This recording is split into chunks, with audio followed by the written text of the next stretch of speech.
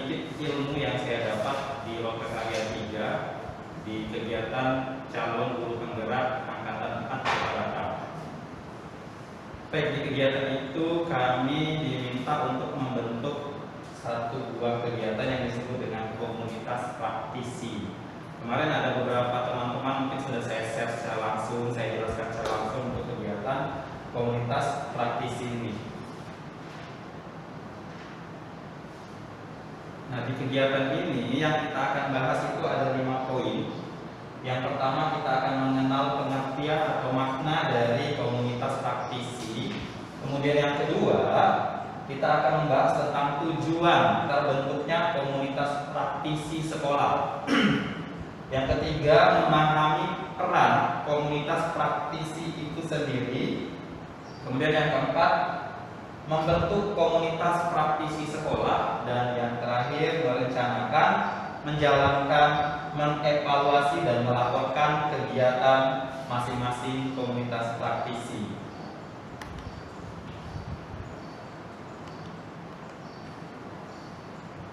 Oke. Apakah komunitas praktisi sekolah? Nah, ini ada 5 choice, ada 5 pilihan. Oke. Mari sama-sama kita identifikasi, kita analisa, kita telaah dari 5 contoh ini yang mana sih yang masuk ke dalam komunitas praktisi sekolah. Baik Bapak Ibu, komunitas praktisi sekolah itu adalah komunitas yang memberi keuntungan untuk dirinya sendiri, untuk guru itu sendiri, dan untuk siswa. Oke, jadi memberi keuntungan kedua belah pihak itu mendapatkan keuntungan yang sama. Oke, nah ini ada komunitas yang pertama saya buat itu komunitas arisan sekolah. Oke, kemudian yang kedua ada komunitas KKG sekolah, komunitas simpatisan sekolah, kemudian komunitas guru senior atau komunitas guru junior, dan komunitas guru berprestasi.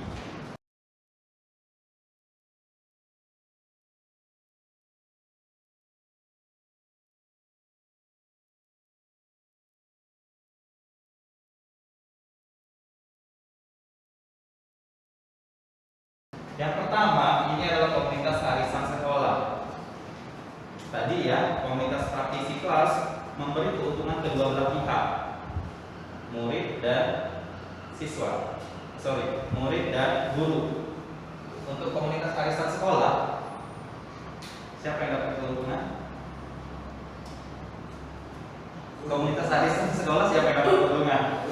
Guru. Berarti ini tidak ada dampaknya sama murid. Jadi ini bukan komunitas praktisi sekolah, ini hanya komunitas sekolah saja, tapi dia belum masuk ke komunitas praktisi sekolah. Kalau komunitas praktisi sekolah itu ada keuntungan kedua belah pihaknya. Gurunya mendapat keuntungan, dapat pengembangan diri, siswanya apalagi. Kalau gurunya sudah berkembang, pasti siswanya juga berdampak positif. Dapat hasil dari pengembangan yang didapatkan oleh guru itu sendiri. Kemudian di sini ada yang kedua lah, tidak sini lah ya. Komunitas guru senior dan komunitas guru junior. Ini kubu yang guru junior, ini kubu guru junior senior gitu loh. Ada keuntungan tidak? Tidak ada keuntungan. Jadi ini hanya komunitas saja. Jadi dia bukan komunitas praktisi sekolah. Oke, kita lanjut dulu ya. Nanti kita bahas lagi sisanya ya. Nah, ini pengertian komunitas praktisi sekolah. Menurut si Wenger, ya, komunitas praktisi sekolah adalah sekelompok individu yang memiliki semangat dan kegelisahan yang sama tentang praktik yang mereka lakukan dan ingin melakukannya dengan lebih baik dengan berinteraksi secara rutin.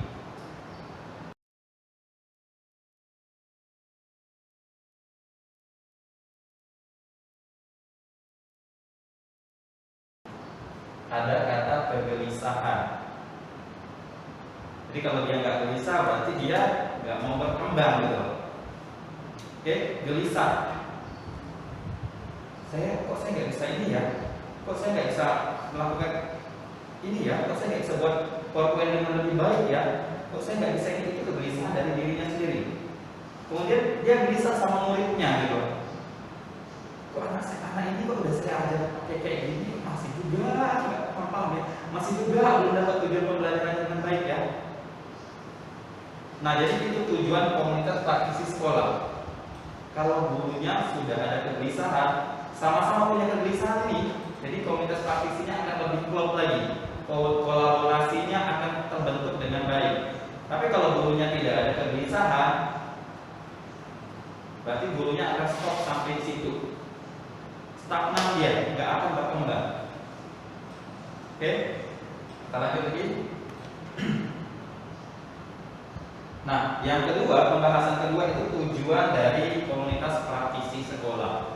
Tadi pengertiannya, sekarang tujuannya. Ada 5 poin yang saya buat di sini. Yang pertama, mengedukasi anggota komunitas. Oke, nanti kita akan buat komunitasnya. Jadi masing-masing anggota itu ada edukasinya.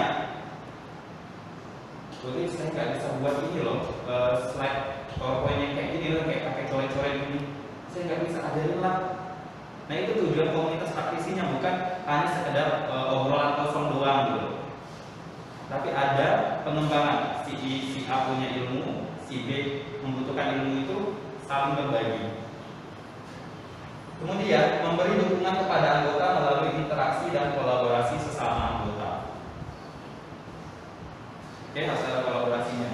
Yang ketiga, mendampingi anggota untuk memulai dan mempertahankan pembelajaran mereka. Tadi mereka sudah mulai, yuk kita bahas ini. Nanti masing-masing komunitas itu kita akan mengidentifikasi masalah masing-masing atau kegelisahan masing-masing. Kita akan buat daftar listnya, maka dari daftar list itu akan jadilah program komunitas praktisinya. Oh, minggu ini kita bahas tentang slide PowerPoint ya. Oh, minggu ini kita bahas tentang kegiatan pembelajaran ya. Minggu ini kita bahas tentang metode ya. Gimana sih biar anak ini lebih paham lagi dengan materi yang kita sampaikan. Kemudian yang keempat, mendorong anggota untuk menyebabkan capaian melalui diskusi dan berbagi. Jadi yang sudah kita dapat tadi, keberhasilan sudah kita dapat, itu kita harus berbagi, share, kemanapun itu. Di grup WA Hatmila, atau di Facebook Sekolah Hatmila, di YouTube Sekolah Hatmila. Oke, kemudian yang terakhir, mengintegrasikan pembelajaran yang didapat dengan pekerjaan sehari-hari. Nah, kalau tadi kita sudah paham, oh saya udah bisa buat PowerPoint-nya nih, kita terapkan di dalam kelas. Pasti ada kebanggaan lebih ya dari kita. Oh, saya udah bisa buat PowerPoint yang lebih menarik lagi dibanding yang sebelum-sebelumnya. Oke, nah ini adalah tujuan dari komunitas praktisi sekolah secara garis besarnya. Oke, lebih spesifiknya seperti apa? Kita lanjutkan lagi ya. Nah, ini ya tujuan spesifiknya ke sini. Ini yang sering saya lewatkan, sering saya lalui jalannya, tapi sering terabaikan gitu. Ya, berada di depan kelas, di lorong itu ya, sering kita lihat. Jadi kalau ditanya apa sih visi sekolah, ya benar, kalau ditanya apa sih visi sekolah gitu, kalau pemilihan ini. Kemarin saya sempat ditanyain apa visi sekolah Hatmila gitu. Dan saya ingat cuma ini aja, membentuk manusia karya gitu. Membentuk manusia karya itu doang kata kunci yang saya ingat gitu. Jadi ini memang pajangan, tapi kita sebagai guru, apalagi di sekolah Hatmila, kita setidaknya paham kalau ini kita sudah menerapkan sama anak-anak Hatmila ini ya, untuk misi untuk mencapai visi ini. Oke, kalaupun tidak bisa panjang lebar, ini ada 5 baris ini yang kita ingatlah kata kuncinya saja. Oke, kemudian peran komunitas praktisi sekolah itu ini tadi ya, perannya bersama kepala sekolah mewujudkan atau menjalankan visi dan misi sekolah yang berpihak pada murid.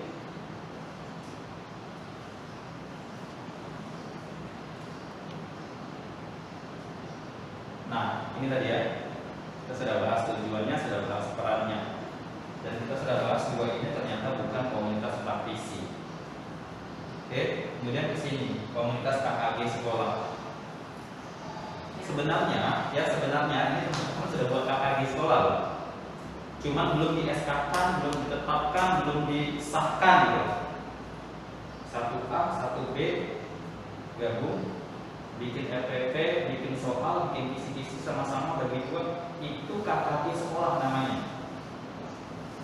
Itu sebenarnya udah punya KKG sekolah. Kalau tadi ada KKG sekolahnya ada gitu. Guru agama mungkin KKG-nya di luar gitu ya. Kalau guru yang di sekolah, wali kelas pasti kerjasama. Apalagi yang rondonya 2 gitu ya. Kayak rombel 1 memang agak susah gitu. Tapi kalau yang rombel 2 udah pasti kolaborasinya sudah berjalan dengan baik. Oke. Jadi ini masuk ke komunitas praktisi. Yang merah ini ya, KKG sekolah ini. Kemudian kita masuk ke komunitas simpatisan sekolah. Simpatisan sekolah ini masuk ke komunitas praktisi apa tidak, Bapak Ibu? Tidak. Masuk apa tidak?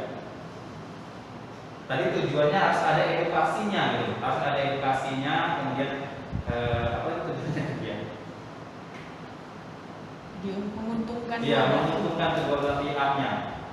Contohnya komunitas simpatisan sekolah. Misalnya ada guru yang melahirkan, ya kan? Guru-guru pun mengeluarkan simpatinya, kumpulin iuran, datang ke rumah. Iya, jadi itu masuk ke sosial. Jadi untuk yang simpatisan sekolah itu cuma komunitas, dia tidak praktisi. Oke, kita lanjut. Yang terakhir komunitas guru berprestasi. Komunitas guru berprestasi. Bapak Ibu masuk ke mana? KPS. Masuk ke KPS? Praktisi langsung. Iya, masuk ke praktisi. Kalau gurunya berprestasi, pasti muridnya akan berdampak gitu. Oke, kita lanjut. Nah, ini pembentukan KPS ya, komunitas praktisi sekolah. Kita akan bentuk komunitas praktisi sekolah. Kemarin saya harusnya enggak saya yang buat gitu, tapi karena enggak semua yang hadir, jadi yang hadir saja kemarin saya diskusikan sama teman-teman. Mau masuk di mana, ada yang saya diskusikan langsung, ada yang belum saya diskusikan. Nah, di sini saya udah buat. Nanti kalau teman-teman mau ralat, mau minta ditukar atau mau minta apa, ayo silakan, sama-sama kita terbuka ya. Oke, kita lanjutkan. Nah, ini struktur komunitas praktisi sekolah Ratmila. Yang ini nanti akan di SK-kan ya Pak. Ya, nanti akan struktur organisasi ini akan di SK-kan dan disahkan oleh Bapak Kepala Sekolah ya. Nah, di sini Bapak Kepala Sekolah sebagai penanggung jawab dan saya sebagai koordinator kegiatan komunitas praktisi sekolah.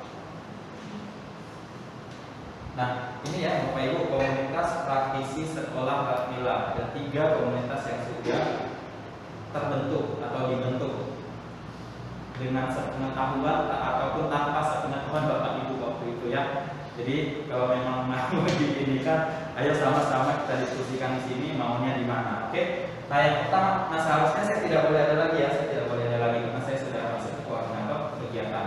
Kemarin saya sudah diskusi sama pendamping, pengawas pendamping. Saya tidak boleh masuk ke dalam keanggotaan karena saya koordinator, saya harus masuk ke 3-tiganya, tidak hanya di situ saja. Oke. Nah, yang pertama komunitas literasi. Kita membentuk yang pertama itu komunitas literasi. Nah, anggotanya ada Bu Grace, Bu Lucia, Bu Iris, Bu Dahlia, Bu Mega, dan Bu Citra. Oke. Kemudian di komunitas IT. Di komunitas IT itu ada Pak Renaldi, Pak Dani, Bu Desi, Bu Sinta, dan Bu Lisda. Dan yang terakhir itu ada komunitas perangkat pembelajaran. Ada Bu Lydia, Bu Susi, Pak Togu, dan Bu Evita. Oke. Mari sama-sama kita diskusi Bapak Ibu sebelum nanti ini di SK-kan. Kalau sudah di SK-kan nanti nggak bisa di lagi ya, nggak bisa dikontak lagi. Ada yang mau dipindahkan atau mau tetap di situ saja? Sudah lihat? Tetap? Oke. Tetap. Khusus sih ya, mau ganti kemana khusus? Atau kekurangan anggotanya atau mau dilempar ke sana?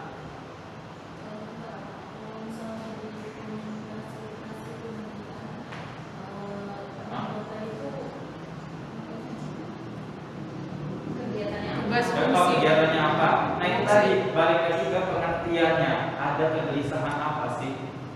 Ini malas banget saya yang literasi ini Bu Susi. NB. Malas baca NB. Nah, tadi kan saya udah sampaikan kan, dari berawal dari kegelisahan maka kita akan membuat identifikasi. Kita susun. Oh, kegelisahan saya kalau literasi itu pemahaman misalnya. Anak membaca pemahaman wacana yang saya kasih gitu. Tulis. Nanti caranya bagaimana, apa yang dikerjakan, yaitu minggu pertama misalnya kita bahas tentang membaca pemahaman. Apa sih tekniknya, bagaimana sih caranya, tahap-tahapannya seperti apa sih? Nah, itu yang dibahas. Haji, menurut saya komunitas literasi IT sama perangkat pembelajaran itu baiknya dijelasin dulu tugas fungsinya apa, mengembangkan apa, supaya teman-teman ada gambaran. Yang merasa dirinya belum berkembang di bagian itu, dia masuk ke situ gitu. Jangan yang pintar di situ dibuat di situ. Oke. Menurut saya ya gitu. Iya. Karena saya malas baca, jadi saya buat di komunitas literasi. Bang, ini masuk. Ya. Terima kasih. Iya. Ya. Nah, untuk komunitas literasi itu kurang lebih ada 6 jenisnya. Literasi membaca, literasi numerasi, literasi kebudayaan, dan lain sebagainya. Ada 6. Oke. Ada 6 jenis. Jadi literasi itu bukan hanya membaca, tapi literasi numerasi, literasi kebudayaan itu juga termasuk ke dalamnya. Digital. Iya, literasi digital. Jadi masuk ke dalamnya. Yang malas baca, misalkan yang malas baca seperti Bu Riris bilang, saya malas baca, misalkan ya. Literasi bisa lihat video, share video YouTube-nya. Ini loh nak, ini, ya kan? Itu literasi digital. Jadi banyak jenis literasinya. Yang numerasi, kenapa ada budaya di dalam sini? Karena numerasi, literasi numerasi, budaya matematika gitu. Jadi kemarin saya sudah diskusi sama budaya yang masuk ya gitu di literasi ini. Oke, tujuannya apa? Ya tujuannya itu tadi untuk mengembangkan. Kita lihat tujuan lebih detailnya apa ya. Kemudian komunitas IT, kurang lebih tadi saya sudah bahas sebelumnya ya, komunitas IT. Misalnya saya kesulitan dalam membuat PowerPoint yang bagus gitu loh, yang bagus dibanding yang sebelumnya. Saya lihat kok PowerPoint teman-teman kok bagus, kok PowerPoint saya jadul banget gitu, kok begitu aja gitu. Jadi berawal dari mana tadi? Berawal dari kegelisahan sama prakteknya. Kok saya ngajar di kelas anak-anak saya kok nggak ada pencapaian tujuan pembelajaran dengan baik gitu. Jadi ingat, tujuan praktisi sekolah ini ada kegelisahan di dalam praktik mengajarnya. Ada kegelisahan sama dirinya, ada kegelisahan terhadap siswanya. Kalau tidak ada kegelisahan berarti gurunya sudah the best loh. Ya. Kalau nggak ada kegelisahan berarti sudah the best of the best. Okay. Kemudian komunitas perangkat pembelajaran. Oke. Nah, komunitas perangkat pembelajaran ini apa sih gitu? Ngapain aja? Nah, itu kegelisahannya. Kayak mana ya bikin pemetaan IPK? Saya nggak paham bikin pemetaan IPK. Nah, dari situ, gitu loh. Kegelisahannya itu di ini itu. Berarti nanti semua pindah ke situ tuh. Ya. Nah, kemudian tenang Bapak Ibu, tidak perlu pindah kemana-mana, tidak perlu pindah ke lain hati. Nah, misalkan ini semua sudah satu program itu sudah dijalankan sama masing-masing komunitas praktisi, maka di next week-nya, minggu depannya masing-masing komunitas praktisi itu akan mempresentasikan. Jadi semuanya berbagi. Ada tadi tujuannya itu kan berbagi, sharing, berbagi di media sosial atau berbagi secara langsung. Kami minggu lalu bahasnya tentang misalnya komunitas pembelajaran. Kami minggu lalu bahasnya tentang IPK, ya, pemetaan IPK. Ya, ini teman-teman. Jadi nggak saya lagi yang di sini gitu loh. Tidak saya lagi yang di depan, tapi perwakilan atau keempat-empatnya yang maju untuk menjelaskan tentang diskusinya minggu lalu. Dapat ya poin sampai di sini ya. Kita lanjut tulis. Tanya dulu, ada yang mau pindah? Ada yang mau pindah. Ada yang mau pindah. Masa sih? Mau pindah ya? Oke, kita lanjut. Nah, kemudian kita sudah berada di tahap yang terakhir, yaitu merencanakan, menjalankan, mengevaluasi dan melaporkan kegiatan masing-masing komunitas praktisi tadi. Oke? Tadi kita sudah buat pembentukan komunitasnya, dan kita harus ada perencanaan. Kalau sudah ada perencanaan atau programnya, kemudian kita jalankan, kemudian kita lakukan evaluasi dan melaporkan kegiatan. Oke, jadi ada pertanggungjawabannya langsung. Jadi tidak sama saya pertanggungjawabannya, tapi sama Bapak. Oke, kita lanjut lagi. Nah, ini ya tujuannya kita tadi itu ke sini. Bukan tujuannya ke saya ya, bukan tujuannya ke saya apa itu, tapi tujuannya kita ke sini. Ingat tadi peran kita setelah untuk membentuk komunitas praktis itu membantu atau bersama kepala sekolah menjalankan visi sekolah Radmila. Oke, nah untuk menjalankan visi ini,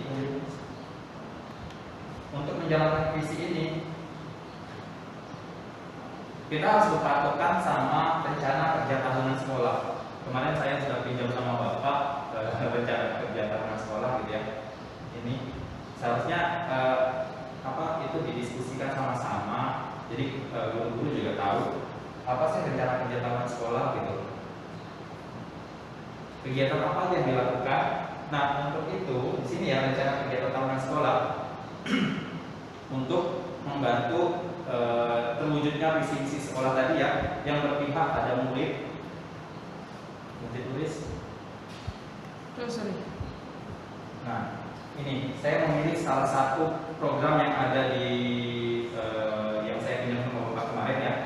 Itu ada rencana kerja tahunan sekolah, tapi yang saya buat ini yang berjangka pendek, 1 bulan saja. Kebetulan di situ ada kegiatan literasi, ada program literasi. Jadi saya buat itu nama programnya jelas. Oke, saya buat nama programnya jelas. Jelas itu adalah gerakan literasi sekolah.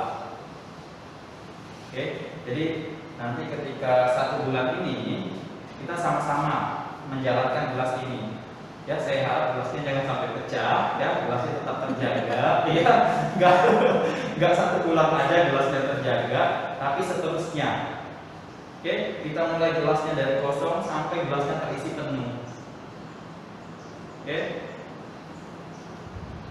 kita mulainya 14 Maret 2022 sampai 12 Iya, sampai 12 April ya, 1 bulan. Jadi nanti pelaporan dari program jangka pendek ini 1 bulan.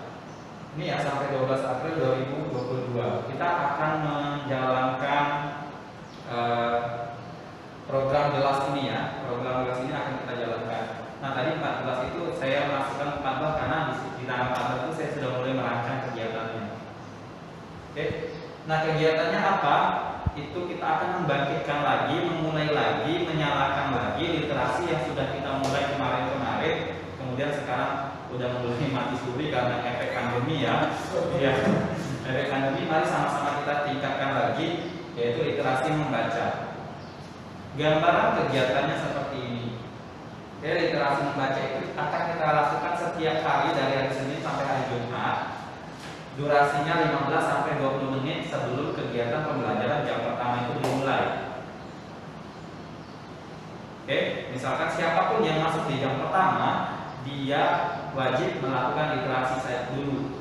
Jadi literasi itu bukan hanya wali kelasnya, tapi siapapun yang masuk di jam pertama itu, apakah itu guru mata pelajaran atau wali kelasnya, mereka wajib melakukan literasi selama 15 sampai 20 menit. Oke, kemudian yang ketiga, kegiatan literasi itu atau hasil literasi itu seperti biasa dimuatkan atau ditempel atau di apapun itu di pohon literasi atau di papan literasi. Kita sudah punya papan ya. Yang tidak punya pohon boleh menggunakan papan literasi. Yang punya pohon boleh gunakan pohonnya. Nah, khusus sih.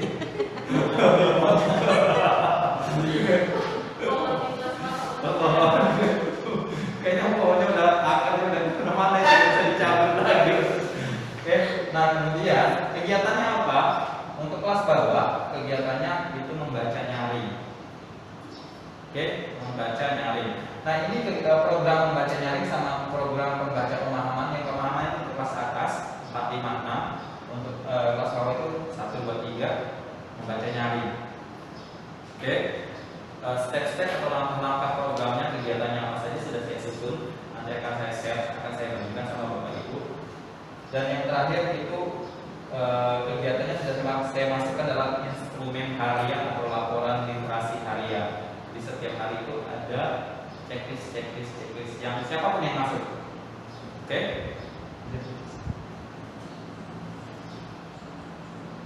Oke, itu tadi materi yang sudah saya sampaikan. Saya mengucapkan banyak-banyak terima kasih untuk Bapak Ibu sudah memberikan perhatian yang lebih untuk kegiatan saya hari ini. Karena saya adalah guru penggerak, jadi saya tergerak, bergerak, dan menggerak. Oke, itu saja. Terima kasih. Wassalamualaikum warahmatullahi wabarakatuh. Selamat pagi.